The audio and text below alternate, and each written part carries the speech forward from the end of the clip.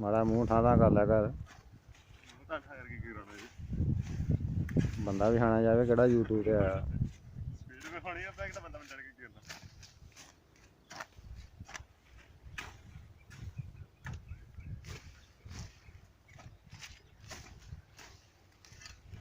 ਆਰਾਮ ਨਾਲ ਕੋਲ 3 ਮਿੰਟ ਦੀ ਬਣਨੀ 2.5-3 ਮਿੰਟਾਂ ਦੀ।